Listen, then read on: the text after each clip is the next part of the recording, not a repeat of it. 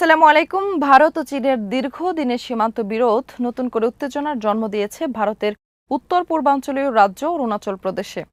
ভারতের প্রধানমন্ত্রী নরেন্দ্র মোদীর নেতৃত্বাধীন সরকারের ঘনিষ্ঠ একটি আঞ্চলিক রাজনৈতিক দলের ফ্যাক্ট ফাইন্ডিং কমিটি অভিযোগ করেছে, চীনা বাহিনী সীমান্তের কিছু এলাকায় ভারতীয় সেনাদের টহলে বাধা দিচ্ছে এবং ভারতীয় নিয়ন্ত্রিত এলাকায় ধীরে ধীরে প্রবেশ করছে। তবে ভারতীয় সেনাবাহিনী এসব অভিযোগকে ভিত্তিহীন ও ভুল বলে প্রত্যাখ্যান করেছে। ফলে প্রকৃতপক্ষে সীমান্তে কি ঘটছে তা নিয়ে নতুন বিতর্ক তৈরি হয়েছে। আরও বিস্তারিত থাকছে ওয়াহিদ ফারুকীর প্রতিবেদনে।